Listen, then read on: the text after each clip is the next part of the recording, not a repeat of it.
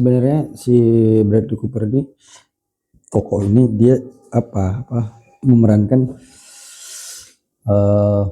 penulis, tapi yang sebenarnya dia nggak berbakat. Mungkin kalau kita bilang tuh untuk jadi penulis besar itu dia nggak sampai situlah level dia hanya mungkin hobi atau ya bakatnya itu di bawah rata-rata lah. Tapi dia coba untuk menulis gitu. Nah, ada beberapa naskah cerita yang itu dia kasih ke apa namanya publisher itu benar-benar, tapi selalu ditolak yang dia kenal, sampai dia pernah pun dia jadi kayak karyawan magang atau apalah gitu, karyawan di situ penerbit itu selalu ditolak. Nah, pacarnya ini aku lupa dia ini apa kegiatannya apa, waktu itu dia nemenin pacarnya jalan-jalan gitu kan. Nah, ketemu toko antik sambil ngeliat, terus dia ada ngeliat ada tas kayak kita gitulah, cuma dia kan kalau di luar kan lebih elit dia, kalau kita kan pajak melati sama inang-inang itulah kan. Daerah dibelinya sampai apartnya di flat mereka itu, pas sendiri malam dia sambil nulis itu nggak bisa tidur, dibukanya tas itu, namanya beli barang, ternyata di tas itu ada kompartemen rahasianya gitulah di tas itu kan. Terus ada apa setting atau apa, tiba-tiba ada naskah cerita yang ternyata itu diari, buku hariannya si ya diarinya itu. Jadi itu diceritakan di situ kisah cintanya si bukan ya namanya diary orang gitu, buku hariannya orang gitu mungkin gitu. Misalnya si X lah namanya kan, ya kisah si X ini gimana dia pas selama masa perang itu jatuh cinta, proses jatuh cintanya itulah dari dia si cowok ini militer, mungkin kan zaman dulu kan wajib militer kan kalau muda-muda itu. Si cewek ini apa namanya waiter di kedai kopi gitu. Ya udah orang tuh jatuh cinta sampai orang tuh ya konflik internalnya gimana orang inilah kan tinggal bareng segala macam. Lupa aku apa sampai nikah atau belum. Tapi akhirnya itu mereka ada berantem pisah gitu. Terus kan karena memang orang itu beda negara kan, satu Polandia satu apa gitu. Di waktu perang. Iya. Udah jadi tapi karena itu buku harian, berarti kan dia menceritakan kisah yang sebenarnya. Nah, sementara orang yang membaca itu kan jauh setelah perang usai. Udah 40 tahun lalu, tapi kan kalau kita baca cerita itu kok relate. Berarti scene filmnya ada film ya ada film dia pas maksudnya si X tadi ada tuh gitu. Nah tapi kalau orang yang jadi karena si cowok ini ngebaca itu, si Bradley Cooper tadi ini bacanya kayaknya bagus ini, dia ketiklah semua buku harian itu sampai koma-komanya pun dia ketik sama tanda bacanya, nggak ada yang dia ubah sedikit pun. Nah udah jadi itu satu malaman dia ketik, dia kirim ke penerbit. Nah penerbit yang baca ini kan wah ini luar biasa nih, gimana dia menggambarkan perang itu bagaimana, berarti imajinasi luar biasa ini gitu, padahal itu buku harian orang gitu. Nah dalam waktu singkat dia itu jadi meraih berbagai penghargaan lah, termasuk novel dia tuh jadi laris, novelnya jadi laris, dia pun naik, pamornya naik, ya segalanya tuh berbanding lurus kan. jalan dengan itu ya dia terkenal segala macam. Nah konflik itu muncul ketika dia membuat buku kedua. Sequel. Ya karena kan Nggak sama kok. iya ya, mungkin mereka ada sistem kontrak kan. Iya, iya. Ini kapan lagi nih deadline-nya untuk yang kedua? Nah, orang kan pasti tertarik, namanya film aja ditunggu sequelnya walaupun dia jenisnya beda. Tapi disitulah dia akhirnya konflik itu, yang pertentangan batin itu yang dia stres. Nah, Konflik itu antara dia mau jujur apa enggak. iya, termasuk sama pacarnya tadi itu, bilang nggak ya, pacarnya pun nggak tahu. Nah itu konflik yang pertama yang muncul. Yang kedua muncul itu suatu hari ada yang message dia. Ya kalau ada film What You Do Last Summer gitu.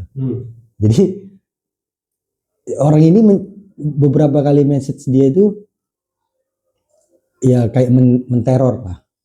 Kayak minta ngajak ketemu. Dia parno kan. Ini siapa kok tahu? Nah ternyata yang message dia itu orang yang punya buku itu.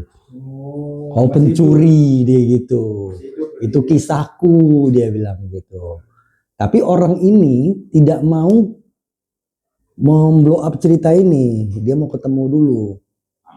Mungkin Mau klarifikasi kan? kalau dia mengedepankan apa ya kamu Tabayun. apa alasan gitu. Dia pun nggak mau dia ini apa buka aib orang kan gitu. Bagus juga alat ininya agama dia tuh. Ya terlatih dia itu. Wah itu kan udah tua tuh Wak ya kan. Walaupun dia kesal kisah dia jadi komersil, dia nggak mendapat keuntungan apapun. Tapi udahlah aku tabayun dulu ya kan. Dia gitulah kan. Jumpa orang itu di taman. Tapi akhirnya pun dia di endingnya itu diceritakan dia gentle. Yang pertama dia temuin bapak itu. Yang kedua dia jujur sama pacarnya. Oh berarti dari sejak novelnya terbit pacarnya Nggak tahu. Bikinnya masih asli. Ya itu tadi. Jadi konflik itu ya muncul tadi itu tuh stres kan. Ada deadline, terus ada yang neror. Ya gimana kita nih? Satu pun yang parahnya dari kedua masalah dia yang hidup dia yang besar itu nggak ada yang bisa dia selesaikan kan dengan kemampuan dia. Ya dia mau ketemu takut kan. Yang kedua dia mau jujur juga ya gimana gitu. Terus yang ketiga dia ditunggu deadline, ya gimana? Memang kualitasnya belum segitu, levelnya 7 dipaksakan 10, pusing kan? Hasil nyolong. Endingnya dia nggak lanjut lagi berarti karirnya nulis atau digantung. Jadi di ending itu pertama dia jujur, dia gentle sama pacarnya, dia jujur. Itu bahwasanya buku harian orang, dia ceritakan lah detail aku dapat itu segala macam kait cerita tadi. Pacarnya mutusin dia karena pacarnya menganggap kok nggak jujur dari awal gitu. Jadi serba salah kan.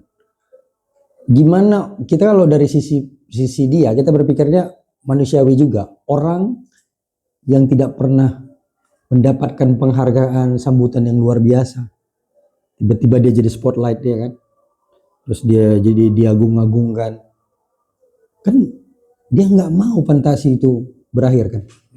Kita aja kalau dapat mimpi indah pengennya nggak mau bangun. Kalau misalnya kebangun, kalau bisa tidur lagi dapat mimpi yang sama, pasti kita tidur lagi. Itu manusiawi gitu. Nggak ada manusia di dunia ini yang nggak kepengen dihargai, pengen disanjung. Cuma ya kalau dari POV dia sih nggak ada. Bukan egois juga ya gitu.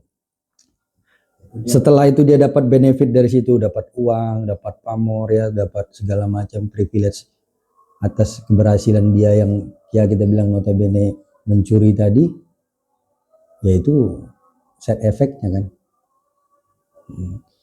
Tapi di cerita itu kita tuh dicoba tuh ya mencoba berpikir fair kan dari sisi si pencuri naskah tadi gitu. Kan dia jujur.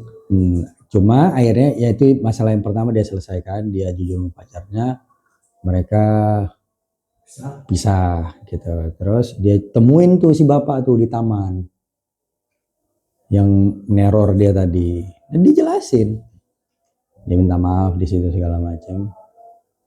Nah di situ dia bilang juga, ya udah kalau mau aku mau speak up, ya udah aku biar terserah aku yang ngomong atau kau yang ngomong nih, maunya kau gimana nih gitu.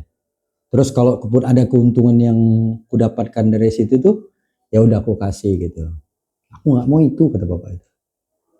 Nah tapi dia akhirnya bubar itu, maksudnya di cerita tuh keren tuh film itu. Jadi bubar, tapi dia merasa bersalah terus kan. Akhirnya dia temuin lagi bapak itu. Maunya gimana nih, biar clear aja gitu kan. Kan dia, ya udahlah, toh juga hidupnya udah hancur juga gitu kan. Hancur dalam arti kata, iya gitu. Terus dia temuin bapak itu pun enggak, dia memang pengen dapat pengakuan jujur aja dari si penulis tadi ini, kenapa awal itu. Nah yang kerennya di film itu, dia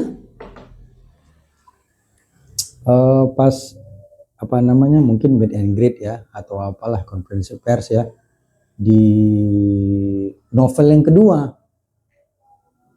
Nah di film itu diceritakan tuh ada perempuan muda ya, kita bilang lah mungkin di level mahasiswi gitu ya, jadi suka sama dia. Jadi setelah konferensi pers itu Dia sempat launching yang kedua kan? Iya, di novel kedua itu. Nah